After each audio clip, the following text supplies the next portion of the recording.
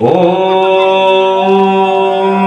यदङ्गदाशुषे त्वमग्ने भद्रं करिष्यसि तवेतत्सत्यमङ्गिरः तवेतत्सत्यमङ्गिरः यस्य कारुण्यलेशेन सर्वं सर्वत्र सिद्ध्यते संकल्पितं हृदाभीष्टं तं वन्दे जगदीश्वरं तं वन्दे परमेश्वरम्। बहुत ही आदर और सम्मान के योग्य हमारे भजनोपदेशक महोदय, जिनके बहुत ही सुंदर ओजपूर्ण वाणी में आप तेजस्वी प्रवचन जो कि राष्ट्र धर्म और स्वतंत्रता संग्राम और उसके सेनानियों के विषय में आपने सुना, अभी जिनके संक्षिप्त विचार लेकिन महत्वपूर्ण रूप से प्रभावी रूप से जिन्होंने प्रस्तुत किए, भ्राताजी श्रीमान ब्रह्मदत्त आर्य जी, समुपस्थित समादरणीय धर्मनिष्ठ सज्जनों, माताओं, बहनों और प्यारे बालकों, संबोधन में ज़्यादा समय खर्च करना मैं अच्छा नहीं समझता। आप सब लोग इतना पुरुषार्थ कर रहे हैं, कार्यक्रम बहुत अच्छा चल रहा है, तो ध्यान दीजिए। सबसे पहले एक कहानी बच्चों के लिए सुनाई जाएगी। हाँ जी, सबसे पहले एक कहानी बच्चों के लिए सुनाई जाएगी और उसके बाद फिर वही कहानी बड़ों को सुनाई जाएगी, तो मेरा समय भी पूरा हो जाएगा और आप सबको आनंद भी आएगा। तो ध्यान दीजिए, बहुत सारी समस्याएं आपके समक्ष अभी रखी गई कि कैसे हम अपने राष्ट्र को बचाएं, कैसे हम अपनी संस्कृति को बचाएं। तो समस्याएं तो बहुत हैं, लेकिन उपाय क्या है? अगर समाधान हमारे पास हो, हमें ये समझ में आए कि समस्या क्या है, तो उसका उपाय भी निकाला जा सकता है, खोज किया जा सकता है। तो ध्यान दीजिए, एक गांव में, जैसे ये नगीना गांव है और यहाँ पर बच्चों का उत्साह और बच्चों की संख्या वास्तव में बहुत ही उत्साहवर्धित करने वाली है। कम से कम मैं तो ये बात कहता हूँ कि इस समय पर जो ये सभा हो रही है, ऐसे समय पर इतने बच्चों की उपस्थिति बहुत प्रशंसनीय है। आप सभी से एक बार निवेदन है कि इन बच्चों के लिए जोरदार तालियां बजाइए।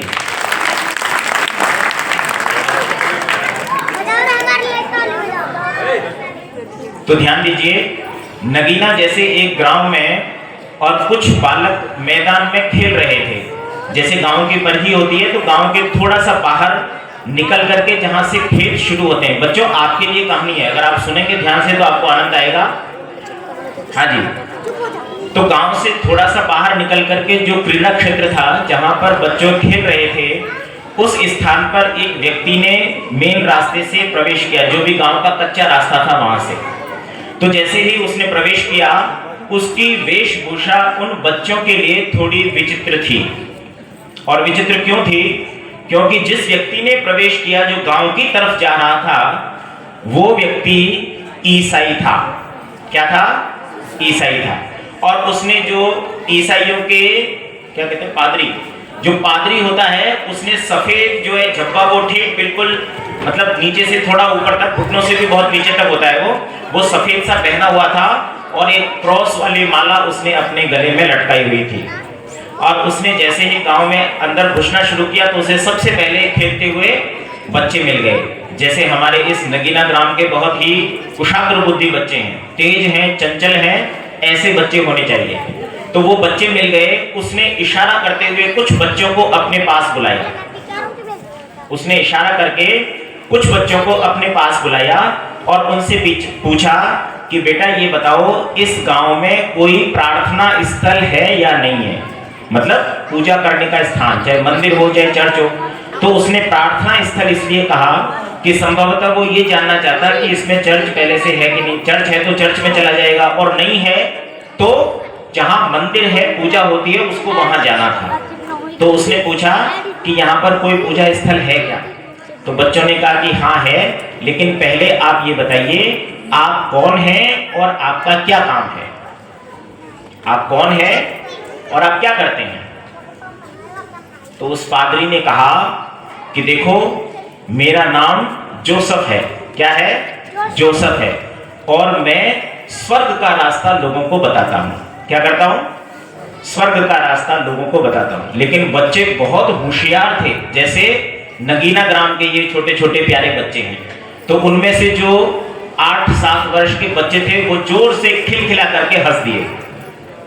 अब जैसे ही वो सारे बच्चे हंस दिए तो उस पादरी को लगा कि ये तो इंसल्ट हो गई, ऐसा क्यों हुआ। अब उसको समझ में नहीं आया कि ऐसी क्या बात मैंने कह दी जो बच्चे सारे के सारे हंस दिए। तो उसने फिर बच्चों से बड़े प्रेम से पूछा, अच्छा बेटा ये बताओ, मैंने तुमको इतनी सी बात बताई एक सेंटेंस में, तुम सारे के सारे हंस क्यों दिए। तो बच्चों ने ताली बजाते कहा कि जिस आदमी को पूजा स्थल का रास्ता नहीं पता, वो हमको स्वर्ग का रास्ता बताने आया है। तो ध्यान दीजिए, ये संस्कार अगर आप अपने बच्चों के अंदर भर पाएंगे तो मान लीजिए आपने सारी समस्या का समाधान कर दिया। और जिन लोगों को इंटरेस्ट नहीं है उन्हें आज नहीं तो कल सीखना ही पड़ेगा। अगर आप अपने धर्म और संस्कारों के विषय में नहीं जानेंगे तो जान करके रखिए, आज नहीं तो कल आपको भी कलमा पढ़ना पड़ सकता है। जम्मू कश्मीर की घटना आप में से बहुत सारे लोगों को याद है। मैं राष्ट्रवाद के विषय पर ज्यादा नहीं बोलना चाहता, बहुत कुछ उस पर सुन चुके हैं। एक घटना और सुनिए, जो भी मैं आपको दृष्टांत घटनाएं सुना रहा हूं, आप यकीन मानिए एक भी मैंने अभी तक ऐसी कल्पना युक्त घटना आपको नहीं सुनाई है, सारी सच्ची घटनाएं सुनाई हैं, एक भी कल्पना युक्त घटना नहीं है। अब दूसरी घटना आप सभी लोग बड़े ध्यान से सुनिए। 1989 के आसपास, 1989 के आसपास जब आगरा शहर, आगरा जानते हैं ना जो उत्तर प्रदेश में है, जहां का पागल खाना बड़ा फेमस है क्योंकि वो सबसे पहले पुराना अंग्रेजों के जमाने में बना था।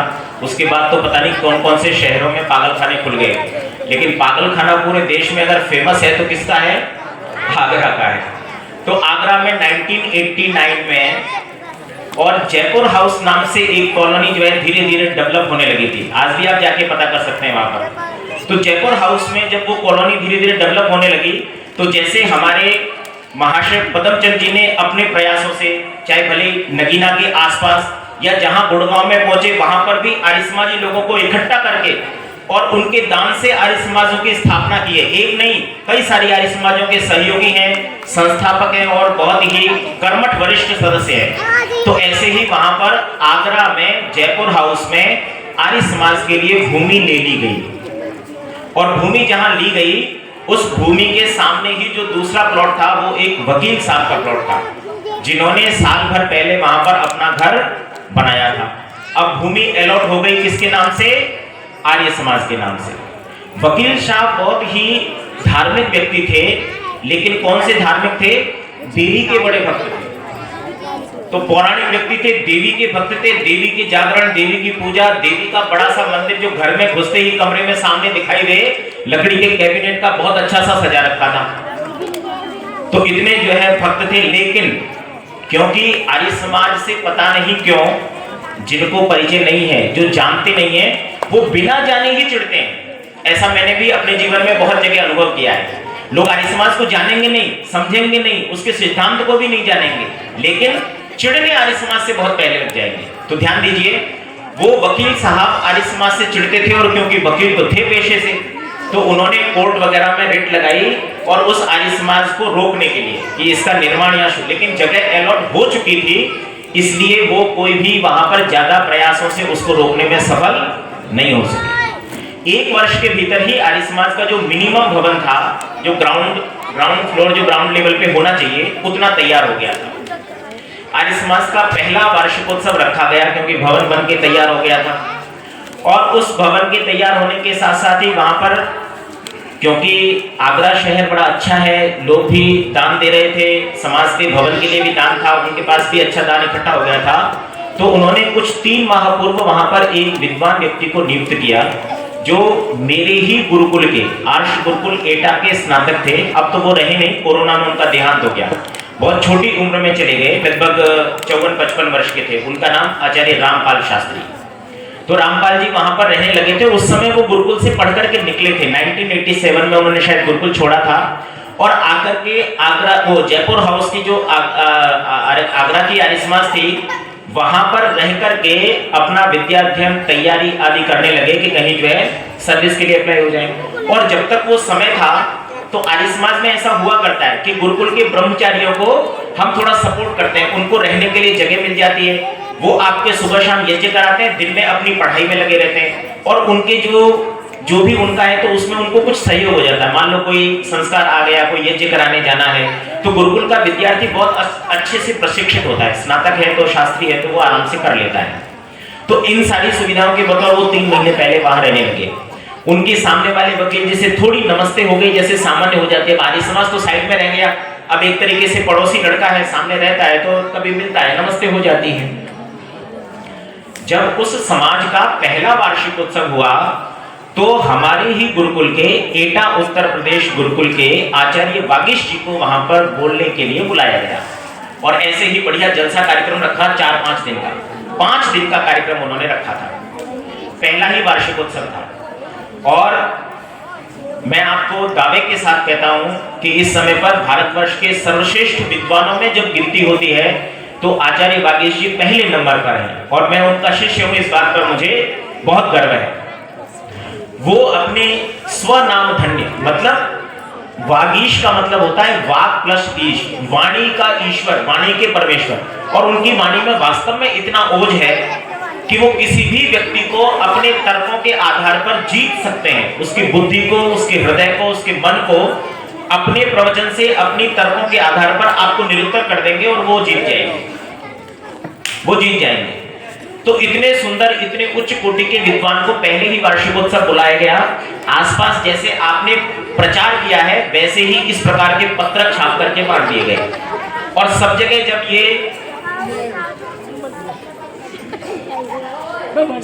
जब ये पत्रक इस प्रकार से छप करके बट गए और कार्यक्रम शुरू हुआ तो पहले ही दिन का उनका व्याख्यान इतना उत्तम था, इतना ओजस्वी था, इतना तेजस्वी था कि न चाहते हुए भी वकील साहब, क्योंकि ऑफिस तो 10-11 बजे जाएंगे, तब तक उनको, क्योंकि पहला सत्र यज्ञ का तो सुबह 7:30 बजे 7 बजे शुरू हो गया, तो व्याख्यान उनके कानों में, उनके घर में उनको सुनाई देने लगा।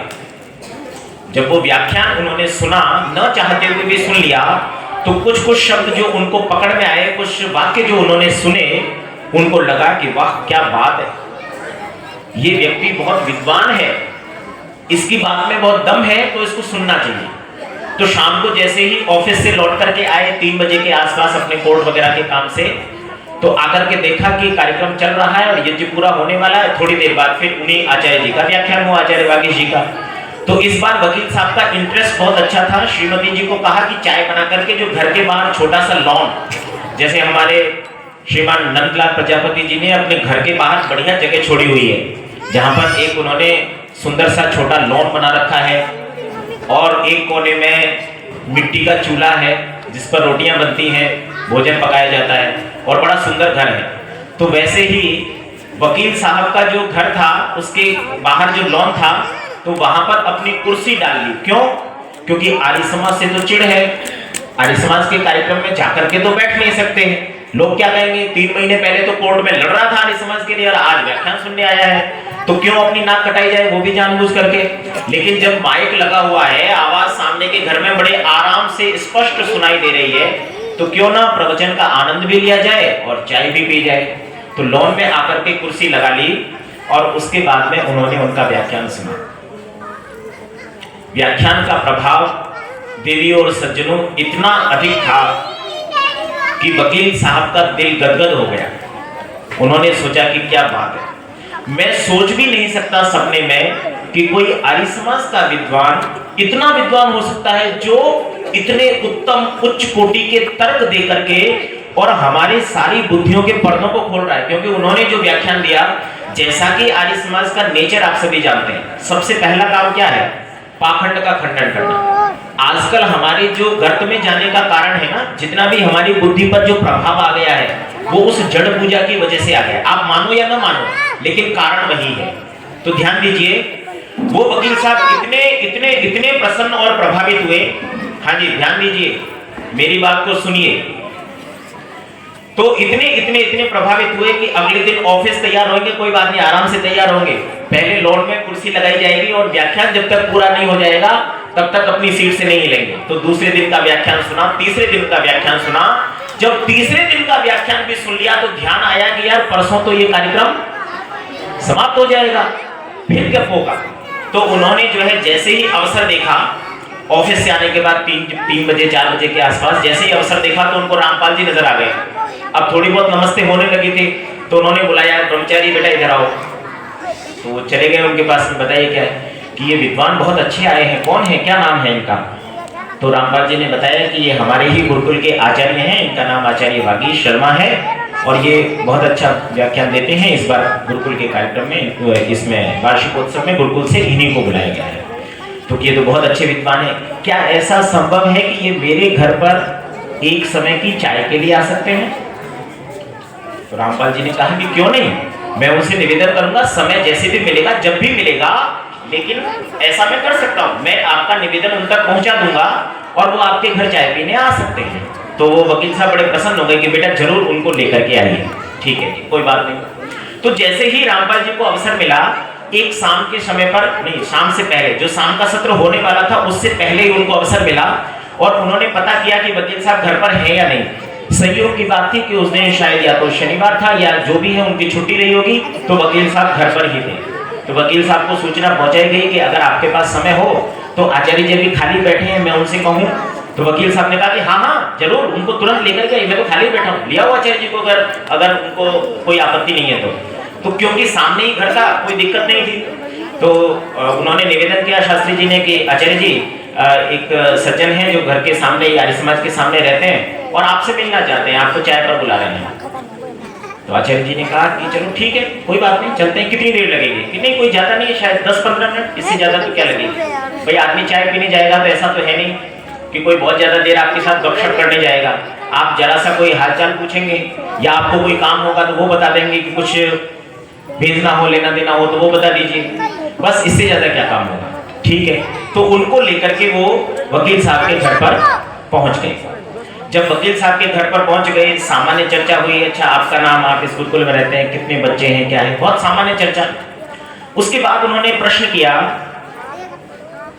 कि आप इतने अच्छे विद्वान हैं, आपके अंदर तर्क और बुद्धि का बहुत अच्छा संयम है, संयोग है, इतनी सुंदर व्याख्या, चाहे वो वेद मंत्रों की हो, चाहे आप जिस प्रकार से बोलते हैं वो शैली इतनी अद्भुत है कि मैं प्रभावित हुए बिना रहा नहीं और मैंने ऐसा विद्वान अपने जीवन में कभी देखा नहीं। लेकिन मुझे यह समझ में नहीं आता कि आप आर्य समाजी हैं।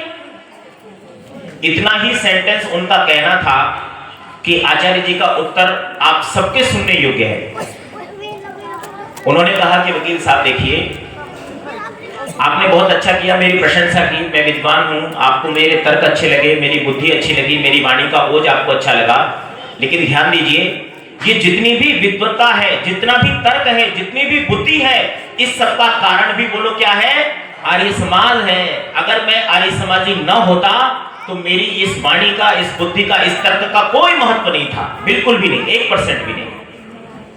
तो वकील साहब को भी बड़ा आश्चर्य हुआ कि क्या बात है, इसको आर्य समाजी होने पे इतना स्वाभिमान, इतना गर्व है। तो उसने कहा कि नहीं, ऐसा तो मैं नहीं मानता, चलो पर अच्छी बात है, क्योंकि अब मैं स्वीकार कर रहा हूं आप विद्वान हैं तो बहुत अच्छी बात है। तो आचार्य जी ने कहा कि क्या आपको पता है, कि बताइए क्या, कि आप भी वकील साहब आर्य समाजी हैं? उन्होंने कहा कि नहीं, मैं आर्य समाजी नहीं हूं, मुझे तो आर्य समाज से चिढ़ है और आपको पता भी नहीं हो शायद कि मैंने तो आर्य समाज को रोकने के लिए भी यहाँ पर जो है याचिका दायर करी थी। कि उन्होंने कहा कि अच्छा चलो ठीक है, कोई बात नहीं, आप आर्य समाजी नहीं हैं, एक बार को मान लेते हैं। जैसा कि कुछ लोग कहते हैं कि हम आर्य समाजी नहीं हैं, चलो कोई बात नहीं, एक बार को मान लेते हैं कि आप आर्य समाजी नहीं हैं। क्या आपके घर में आपके अलावा भी कोई और रहता है? तो अभी तक उन्होंने न तो पत्नी से परिचय करवाया, और उन वकील साहब की 2 बेटियां थी। जो 2 बेटियां थी उनको कहा कि और कौन है घर में? तो वकील साहब ने कहा कि मेरी 2 पुत्रियां हैं। तो उन्होंने कहा कि अच्छा चलो कुछ परिचय उनसे भी करवा दीजिए। तो उन्होंने कहा कि हाँ हाँ क्यों नहीं, जरूर। तो पहले श्रीमती जी को आवाज लगाई, उसके बाद दोनों बेटियों को आवाज लगाई। ध्यान दीजिए, मैं आपको सत्य घटना सुना रहा हूं और जहां ला करके जोड़ूंगा आपको शायद अच्छा लगेगा, मेरा संदेश भी आप तक पहुंच जाएगा। तो उन्होंने दोनों पुत्रियों को बुलाया और आचार्य जी ने सीधा सीधा उनसे प्रश्न किया कि बेटा आपका नाम क्या है? नाम बता दिया गया। आप क्या करते हैं, कौन सी कक्षा में पढ़ते हैं? तो एक ने कहा जी मैं एमएससी कर रही हूँ बॉटनी में, बॉटनी के अंदर एमएससी कर रही हूँ, बहुत अच्छी बात है। दूसरी को पूछा आप क्या कर रही हो? कि मैं जो है वो बीकॉम कर रही हूँ और द्वितीय वर्ष में पढ़ती हूँ। तो उन्होंने कहा कि बहुत अच्छी बात है, ठीक है बेटा, बस इतना ही परिचय चाहिए था, आप जाके अपना काम कीजिए। फिर उन्होंने वकील साहब को कहा कि वकील साहब देखिए, आप आर्य समाजी हैं, आप चाहे माने या न माने। तो उन्होंने कहा कि नहीं, बताओ कैसे आपको मैं आर्य समाजी लगता हूँ। उन्होंने कहा कि जिस देवी की आप पूजा करते हैं, जिस देवी के आप इतने भक्त हैं, उस देवी पुराण को जब आप पढ़ते हैं तो आचार्य जी ने श्लोक उद्धृत करते हुए कहा कि आपको अपनी 8 वर्ष की कन्या का विवाह कर देना चाहिए। आपकी कन्या तो एक सेकंड ईयर में पढ़ती है, एक एमएससी में बॉटनी कर रही है। ये जो शिक्षा का प्रभाव है आप बच्चियों को पढ़ा रहे हैं, ये आर्य समाज की वजह से है। अगर आप आर्य समाजी नहीं होते, आप पौराणिक होते, तो आपको तो 7 जन्म तक नरक का द्वार मिलेगा, आप नरक के पापी भागी हो गए। आपके पुराण में लिखा है कि आपको 8 वर्ष की कन्या का विवाह कर देना चाहिए। और अगर कोई पिता अपनी कन्या को पहली बार रजस्वला होते हुए देख लेता है अपने घर पर, तो वो तो नरक का भागी हो जाता है। आप अगर पौराणिक हैं, आप इतना सब जानते हैं, तो क्यों आपने अपनी कन्या का विवाह 8 वर्ष की उम्र में नहीं कर दिया? वकील साहब इस तर्क के आगे फिर उत्तर थे। देवी और सज्जनों, महर्षि दयानंद सरस्वती जी की अत्यंत कृपा है, अत्यंत कृपा, कि आज जो हम ये कार्यक्रम भी यहाँ कर पा रहे हैं।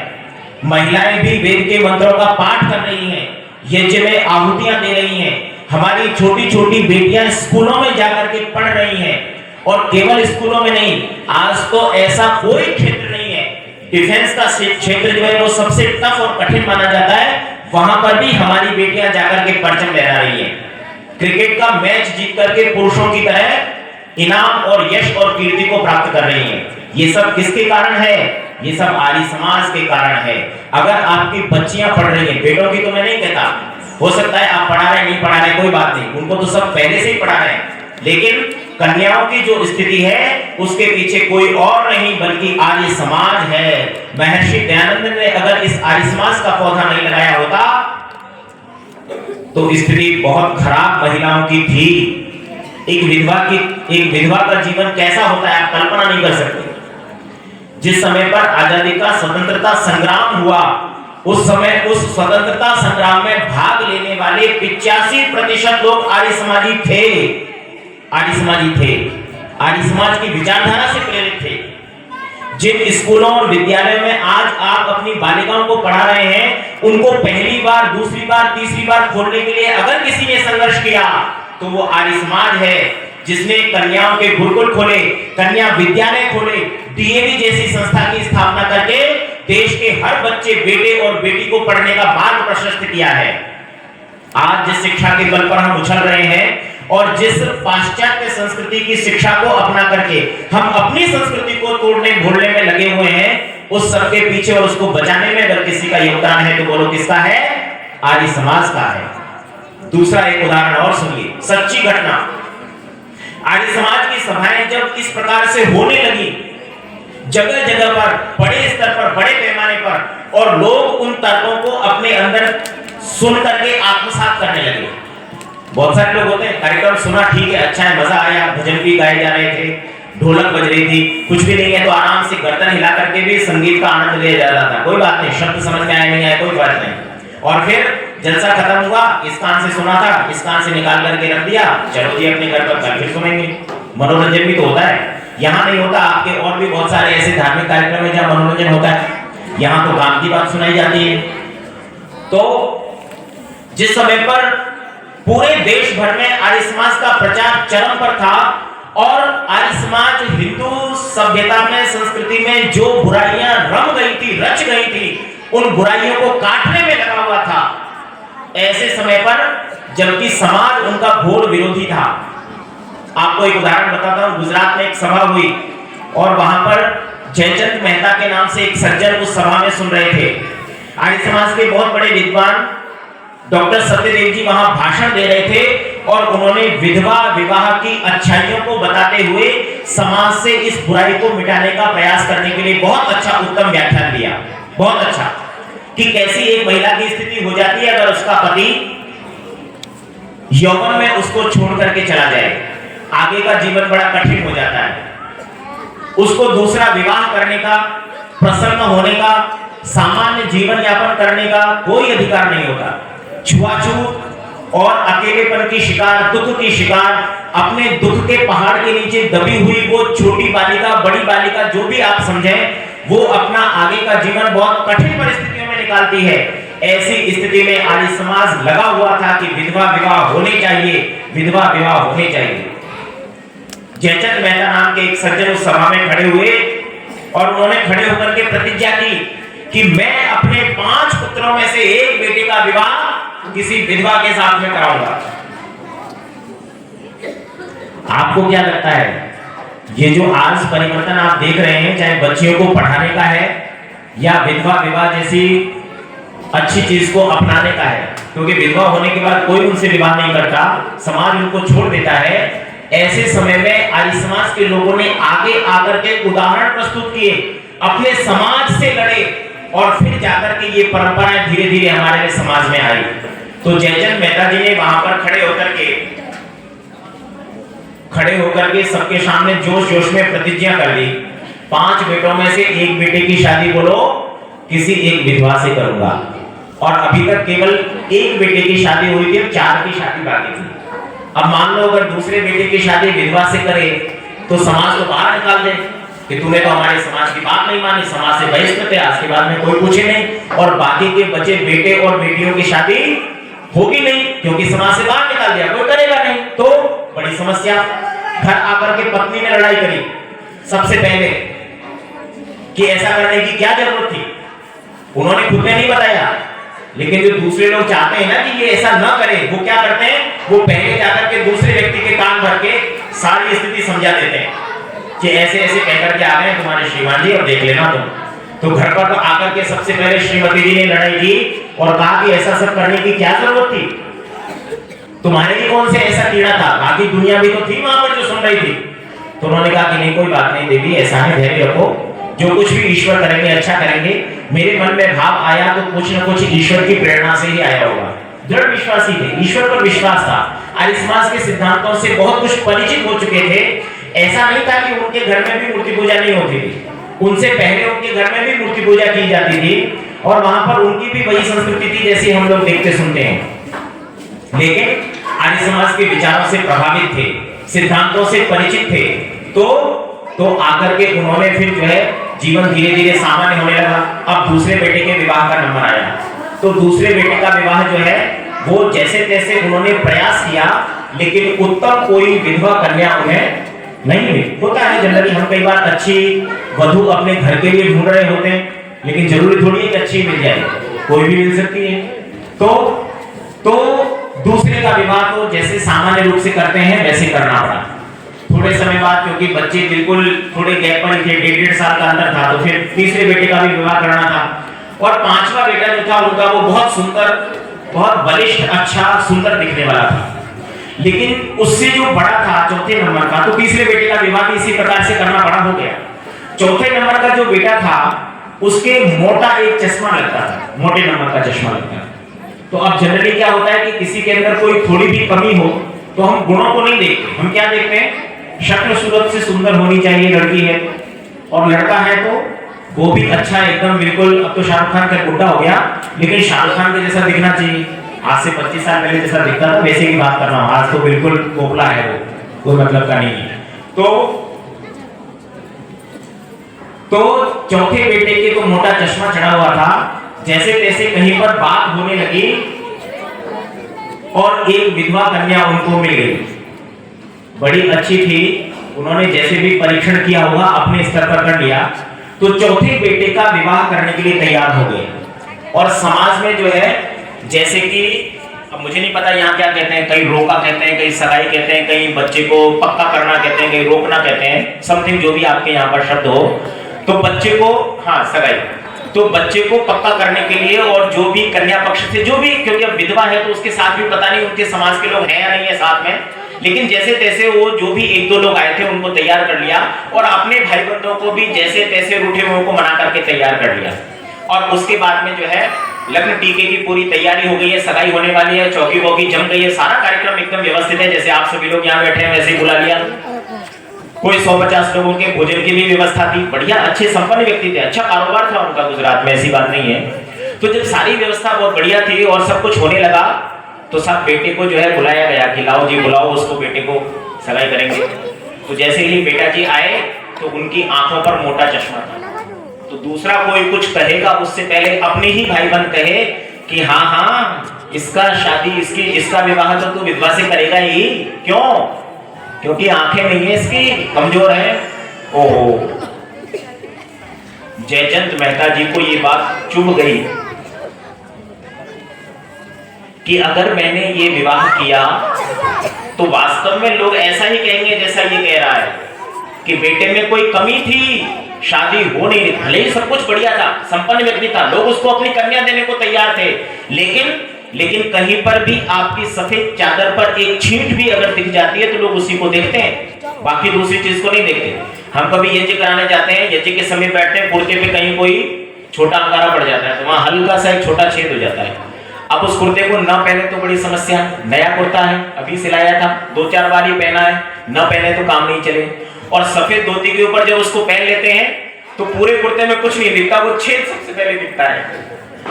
तो ऐसे ही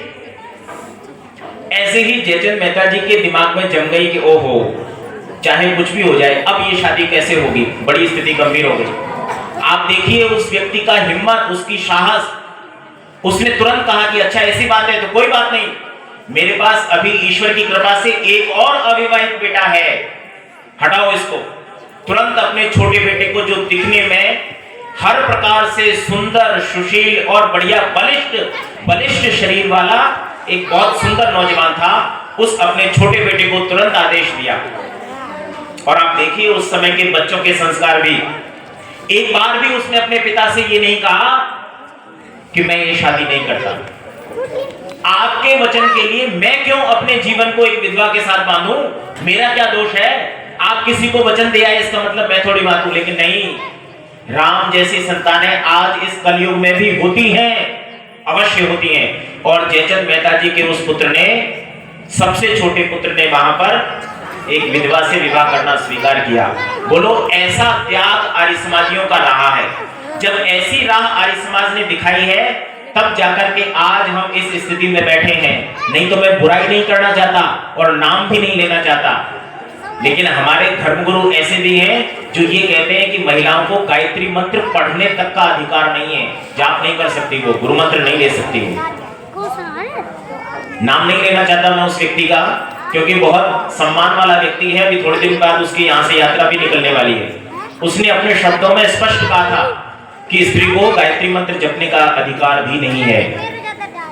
तो ऐसे इस भारतवर्ष में जिस व्यक्ति ने नारी जाति के उत्थान के लिए अपना जीवन सर्वस्व किया, और वो जानता था कि मेरे जाने के बाद ये लौ कैसे आगे जलती रहेगी, उस एक दीपक ने अनेकों दीपक जलाने के लिए आर्य समाज नाम की संस्था की स्थापना कर दी, जो कि उसके सिद्धांतों के द्वारा इस आर्य जाति को, भटकी हुई आर्य जाति को, जिसको आज हम हिंदू कहते हैं, उस हिंदू जाति को बचाने के लिए अपना सर्वस्व न्यौछावर किया।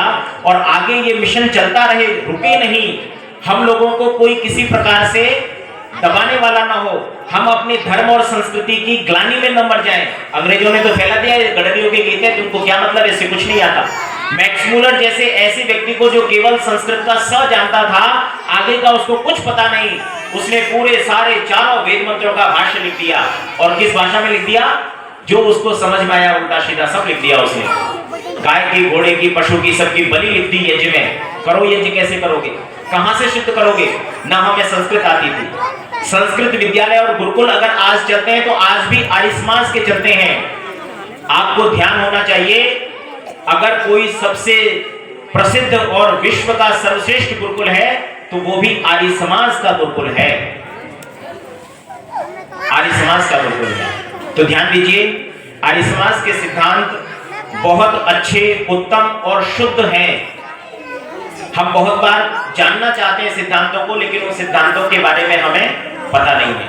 तो ये सारी बात मैंने जो अभी तक आपको बताई, ये आज के विषय के अनुरूप बताई। अब मैं अपने विषय पर आता हूं, क्योंकि मैं अपनी बात कहे तो छोड़ूंगा नहीं। राजस्थान यूनिवर्सिटी का स्टूडेंट रहा मैं स्वयं, तो वहां पर क्या सिद्धांत चलता है? वहां पर सिद्धांत ये चलता है कि प्रश्न तो पूछा जाएगा प्रश्न पत्र में और उत्तर आपको लिखना है, तो उत्तर भी आपको लिखना है। लेकिन वहां सिद्धांत ऐसा था कि जो जितना ज्यादा लिखता था, चाहे वो उससे संबंधित है या नहीं, उससे कोई मतलब नहीं। लेकिन जब मैंने जिन वर्षों में एग्जाम दिया, उस वर्ष में जो ज्यादा लिखता था और कॉपी ज्यादा बढ़ता था, तो टीचर क्या कौन सी हर एक लाइन को पढ़ रहा है, तो क्या करता था कि जैसे उसने देखा कि हाँ यार पैराग्राफ पूरा एक पेज भर दिया और दूसरा भी आधा लिखा हुआ, तो फट से टिक किया और 5 में से 5 नंबर मिल गए। और प्रथम वर्ष के बाद में, फर्स्ट सेमेस्टर के बाद में जब सेकंड सेमेस्टर के एग्जाम हुए, तो सौभाग्य से ऐसा हुआ कि हम थोड़े नगीना ग्राम के बच्चों की तरह कुशाग्र बुद्धि थे। तो हमारे टीचर ने फोन करके कहा कि बेटा ऐसा है, आज शाम का नाश्ता और दोपहर का लंच मैं कराऊंगा तुमको, शाम को नाश्ता करा दूंगा क्योंकि डिनर की व्यवस्था नहीं हो पाएगी, तो शाम को नाश्ता और दोपहर को लंच मैं कराऊंगा, जरा सुबह 9 बजे घर पर आ जाना, कुछ कॉपियां हैं फर्स्ट सेमेस्टर की जो तुम्हें चेक करनी है। ठीक, अच्छी बात है सर। तो सुबह 9 बजे उनके घर पर हम पहुंच गए। 9 बजे से लेकर के और 11-12 बजे तक कॉपियां जांचते रहे। हम 3 मित्र थे जो एक ही रूम में रहते थे, तीनों पहुंच गए वहां और हम तीनों को बुलाया था। तो हमने सब कॉपियां जांची, देखा, तो जब गुरुजी आए देखने के लिए, हमारे सर श्रीमान डीपी शर्मा जी धौलपुर से हैं वो, तो जब वो घर पर जब वो आए देखने के लिए 1.5-2 घंटे बाद कि हाँ भाई अपनी कितनी कॉपियां चेक हो गई, तो मैंने कहा कि सर अभी तो मैं शायद ये गिनी जैसे कि अभी तो 11 हुई है, 12वीं जांच रहा हूँ। हैं इतनी देर हो गई तेरे को, अभी तक तूने 11 कॉपियां जांची, ऐसे तो तू 4 दिन तक क्या खाना खाएगा? अब मजाक की भाषा ऐसी होती है, बच्चों से ऐसे कहा जाता है। तो उन्होंने कहा कि ऐसे तो तू 4 दिन लगा देगा, मेरे को तो ये काम कल तक समाप्त करना है, ज्यादा से ज्यादा कल और आना है, ये सारी कॉपियां जांचनी है। तो मैंने कहा सर ये पढ़नी भी पड़ती है, फिर थोड़ा इवैल्यूएशन देखना भी पड़ता है कि क्या इसमें नंबर दिए जाए। कि अरे ऐसे नहीं होता बेटा, देखो ऐसा है, तुम ये देखो कि इसमें काम की बात कहाँ मिलती है, जहां मिलती है, और जितना लिखा है उसके आधार पर नंबर देते जाओ। तो हमको पहले सेमेस्टर के बाद में ये समझ में आ गया कि जितना लिखा जाएगा ना उतना नंबर मिलेगा। तो हम क्या करते थे, हम भी एग्जाम में ऐसा करने लगे कि जितना भी हमने रात में, 2 रात में, 5 दिन में या 25 दिन में जितनी भी तैयारी की है, तो जब प्रश्न पत्र में क्वेश्चन आता था ना, तो पहले तो वो लिखना जो प्रश्न में पूछा गया है, फिर उसके बाद वो लिखना जो इससे संबंधित हो सकता है, और फिर उसके बाद में वो लिखना जो मैंने याद किया है। पूछा हो नहीं पूछा उससे कोई मतलब नहीं, याद किया है, मेहनत की है, तो कॉपी में लिखना है, तभी नंबर मिलेंगे। और ईश्वर की कृपा ऐसी थी कि उसके बाद हमने ऑनर्स की डिग्री उस एग्जाम में प्राप्त की। तो ईश्वर की कृपा रही और कुछ थोड़ा गुरुजनों का आशीर्वाद था। तो कहने का तात्पर्य क्या है कि अपने विषय को तो मैं छोड़ूंगा नहीं, आप चाहे सुने या न सुने, समझ में आए या ना आए। तो थोड़ी सी चर्चा जो है वो वेद मंत्र के माध्यम से सिद्धांत की करते हैं, तब तक मेरा समय भी पूरा हो जाएगा। इन बच्चों को अगर आप कंट्रोल करेंगे तो आपको समझ में आएगा, क्योंकि ये बच्चों के काम की बात कम है, सुनेंगे तो अच्छा है। आर्यसमाज हमेशा पाखंड का खंडन करता है, लेकिन मेरा तरीका थोड़ा सा अलग है। मैं स्वतंत्रता छोड़ देता हूँ, आप अपने घर में कुछ भी करते हैं करते रहिए, कोई दिक्कत नहीं है। क्यों? क्योंकि मेरा मानना भी बहुत कुछ ऐसा है जैसा महर्षि कहते हैं, ईश्वर के विषय में आप तब ज्यादा जान और समझ पाएंगे जब आपकी अपनी अंदर से जिज्ञासा होगी और आपके ऊपर ईश्वर की कृपा होगी, तब आप समझ पाएंगे। नहीं तो आप अपने पुराने संस्कारों को जो जड़ पूजा के हैं उनको नहीं छोड़ पाएंगे। ये बहुत विनम्र सी विनती है आप सभी से। एक उदाहरण इसके लिए फिर बाद में बता दूंगा, और भूल जाऊं तो आप कल पूछ लेना, कोई बात नहीं। तो वेद का एक बहुत सुंदर मंत्र है, और वो मंत्र क्या कहता है, तदेवाग्निस्तदादित्यस्तद वायुस्तदु चंद्रमा तदेव शुक्रम तद ब्रह्म ता आपः सह प्रजापति।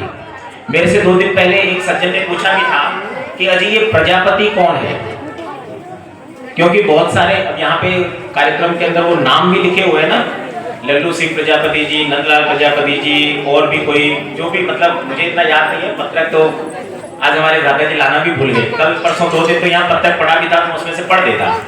तो उन्होंने पूछा कि ये प्रजापति कौन है, तो मैंने कहा ये क्या वो वही प्रजापति है जो महाराजा दक्ष प्रजापति के नाम से है या क्या है। तो मैंने थोड़ा सा प्रयास किया कि मैं उनको बता देता हूँ, फिर मुझे आज ध्यान आया जब ये विषय चल रहा था, तो मैं सोच रहा था कि आज इसी पर बात करेंगे आपसे। मतलब प्रवचन व्याख्यान देने का मेरा कोई शौक नहीं है, मैं नहीं करता हूँ, लेकिन मैंने कहा चलो जो शाम के सत्र की चर्चा होगी उसमें इस विषय पर बात करेंगे।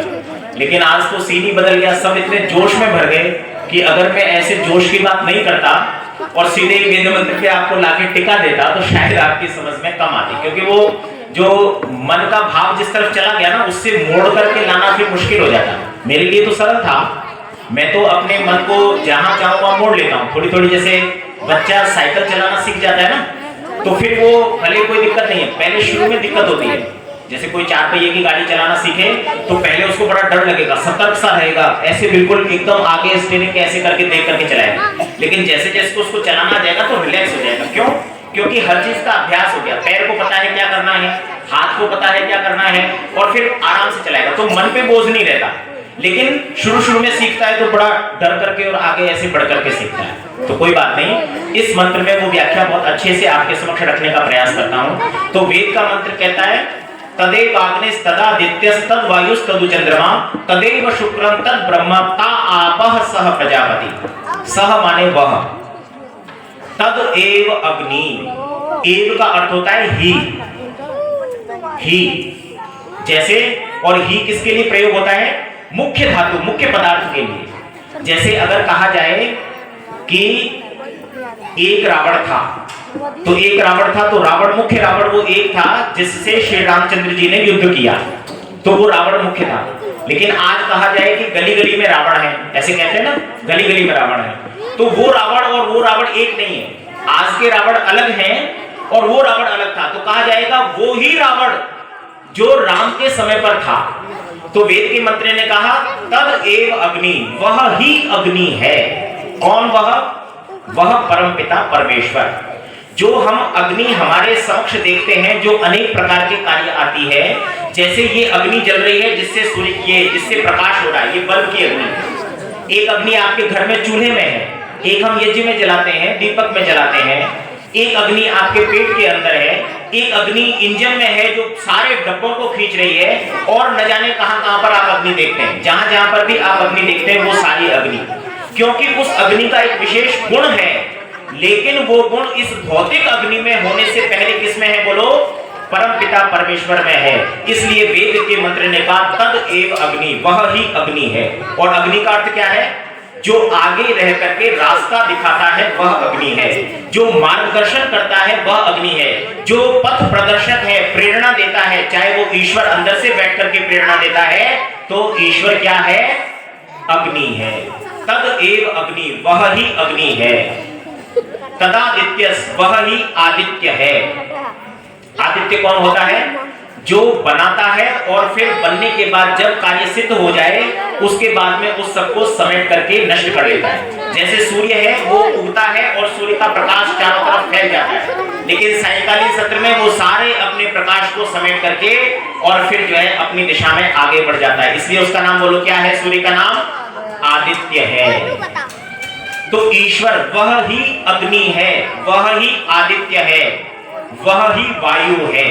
जो भौतिक वायु ये चारों तरफ बह रही है, इस वायु का नाम बाद में वायु है, पहले उस परमपिता परमेश्वर का नाम वायु है। आप अगर ध्यान से मेरी बात सुनेंगे तो अंत में जब जाकर के ये बात जुड़ेगी तो आपको बड़ा अच्छा लगेगा और मंत्र का अर्थ पूरा समझ में आएगा। अगर आप अपना ध्यान इधर उधर रखेंगे तो फिर आपको समझ में नहीं आएगा। तो ध्यान दीजिए, वह ही वायु है, वह ईश्वर ही पहले वायु है। ईश्वर का नाम पहले वायु है, इस भौतिक जगत में बहने वाली वायु का नाम बाद में वायु है। और क्यों बाद में है वो मैं बताता हूं आपको। वायु का अर्थ होता है सबसे ज्यादा बलवान, सबसे ज्यादा बलवान, सर्वश्रेष्ठ। जो सबसे ज्यादा बलवान है उसका नाम बोलो क्या है? वायु है। आपने एक महापुरुष का नाम सुना है जिसका नाम है पवन पुत्र। क्या है? बताओ पवन पुत्र कौन है? बच्चों आप बताओ, पवन पुत्र कौन है? हाँ, पवन पुत्र हनुमान। तो ये जो पवन पुत्र हनुमान है, इनके पिता का नाम बताओ। केसरी नंदन। क्या है? केसरी नंदन। नहीं, पिता का नाम केसरी है, बच्चे का नाम केसरी का नंदन, तो इसलिए वो हो गया। तो पिता का नाम जब केसरी है तो उनको हमने पवन पुत्र क्यों कहा?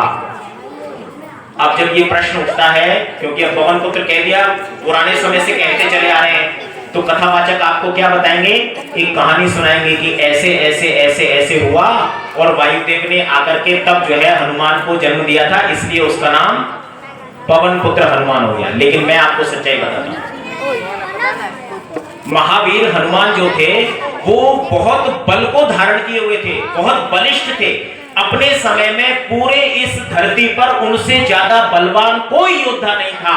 इसलिए और सबसे ज्यादा बल अगर किसी में है तो वो किस में है? वायु में है। इसलिए उनका उपनाम क्या बन गया? पवन पुत्र हनुमान, कि ये तो वायु के समान बल को धारण किए हुए हैं, इसलिए इसका नाम क्या है? पवन पुत्र हनुमान। नहीं तो आपके हनुमान चालीसा में केसरी नंदन और अंजनी सुत नहीं होता। क्यों? जब उसके पिता अगर वो हैं वही होते ना, फिर दूसरे क्यों होते?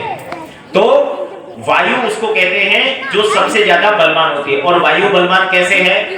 आपको एक छोटा सा उदाहरण देता हूं तो एकदम से समझ में आ जाएगा। क्या उदाहरण है? उदाहरण ये है कि अगर कोई 10 टन का ट्रक अगर रोड पर खड़ा हो और उसके सभी पहियों में से हवा निकाल दी जाए तो उसको धक्का देकर के 1 मीटर खिसकाने में कितना बल लगेगा? कितने लोग लगेंगे जो उसको खिसका लेंगे? शायद कितने सारे लोग बैठे हैं जब पूरा अपना दम लगाएंगे तब उसको 10 मीटर के आसपास खिसका सकते हैं, और तब भी मुझे संभावना कम लगती है नहीं खिसका पाएंगे, नहीं खिसकेंगे, है ना? लेकिन अगर उसके टायरों में आप हवा भर दीजिए, 10 रुपए में एक टायर में हवा भर जाती है।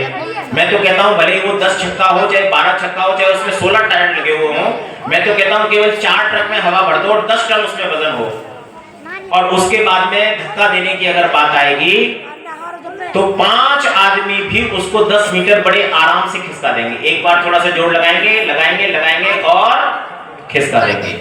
बताओ उस भार को किसने उठा रखा है? किसके बल से आपने उसको आगे खिसका दिया? आपके अंदर तो बल था नहीं, क्योंकि आपसे पहले नहीं खिसक रहा था। इतनी सी देर में क्या परिवर्तन हुआ? उस वायु ने उस वजन को धारण कर लिया। अब आपको उसको खिसकाना बोलो आसान है। इसलिए क्योंकि वायु अनंत बल को धारण करने वाला है, जैसे परमपिता परमेश्वर सबसे ज्यादा बलवान है और उसने अपने बल से इन सारी चीजों को, सारे फोर्स को धारण कर रखा है, वैसे ही इसलिए उस ईश्वर का नाम बोलो क्या है? वायु है। तो इस प्रकार से जब आप देखेंगे तो इस मंत्र में केवल 5 मिनट की बात और है। मुझे 10-20 तक का समय दिया था, अभी 10:17 हो रहे हैं। चलो कोई बात नहीं, 2 मिनट और हो गए, क्योंकि घड़ी देखे हुए 2 मिनट हो गए। तो इस मंत्र में ईश्वर के 8 नाम बताए गए हैं। कितने नाम बताए? 8। तदेवाग्नेस तदादित्यस तद्वायुस तदु चंद्रमा। चौथा नाम चंद्रमा का है।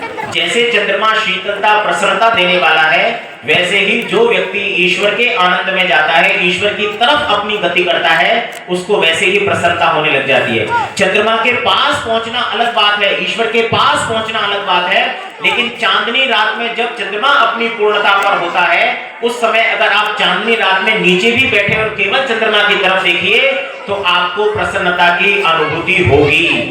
ऐसे ही ईश्वर की तरफ जरा सा अपना रुझान करने से आप प्रसन्नता के अनंत सागर की ओर बढ़ जाते हैं। तो ईश्वर का नाम चंद्रमा है। तदेव शुक्रम तद ब्रह्म ता आपः सह प्रजापति। अब समय इतना नहीं है, एक एक शब्द की व्याख्या नहीं करेंगे। आप केवल ये ध्यान दीजिए कि ईश्वर से अधिक शीघ्रता से कार्य करने वाला कोई नहीं है। शुक्रम का अर्थ होता है आशुकारी, तीव्रता से काम करने वाला, झट से काम करने वाला। और ईश्वर तीव्रता से कैसे काम करता है? हम यहाँ पर इतने लोग बैठे हैं, लगभग 200 लोग हो गए, 200 से कुछ ज्यादा ही होंगे। तो इतने सब 200 लोगों की ईश्वर प्रार्थनाएं सुनने वाला है एक साथ। आप सब एक साथ जब कल यज्ञ करेंगे, अच्छा यज्ञ से याद आया, कल हम पूर्णाहुति करेंगे, समापन करेंगे, यहाँ पर 11 कुंडी यज्ञ होगा। तो आप में से कितने लोगों ने यजमान के नाम नहीं लिखाए हैं? हाथ तो कोई खड़ा करेगा नहीं, क्योंकि थोड़ी सी झिझक होगी, पता नहीं आचार्य जी क्या कहेंगे। तो कम से कम हाथ खड़ा करके बता दो कि कल आप सुबह यज्ञ पे आएंगे, यजमान बनेंगे। वेरी गुड, बहुत बढ़िया, तालियां बजाइए। एक हाथ खड़ा हुआ है तो बहुत बढ़िया। चलिए कोई बात नहीं, जिन लोगों ने हाथ उठाए उनका बहुत धन्यवाद, और जिन्होंने हाथ नहीं उठाया उनका भी धन्यवाद। कम से कम वो प्रवचन सुनने के लिए आ जाएं। जितना समय आपके पास हो, कल यज्ञ के समय पर अवश्य आइए। इस बची हुई व्याख्या को तभी पूरा करेंगे, क्योंकि विश्राम का समय आपका भी हो गया। मैं यहाँ बोलता रहूं और आप एक एक करके चुपके से खिसकने की सोचें, तो उससे कोई लाभ नहीं है। मेरे को भी ज्यादा बोलने से लाभ नहीं है, आपको भी सुनने से लाभ नहीं है। तो वह परमपिता परमेश्वर आशुकारी है, वो शीघ्रता से कामों को करने वाला है। वो सूर्य की व्यवस्था भी उसी समय पर देख रहा है जिस समय उसे पृथ्वी की व्यवस्था देखनी है। इस पृथ्वी पर भी असंख्य प्राणी हैं, उन सबके कल्याण के लिए उनकी प्रार्थनाएं सुननी है, उनकी प्रार्थनाएं पूरी करनी है, सबको अपना सुख और आनंद भी उसे बांटना है।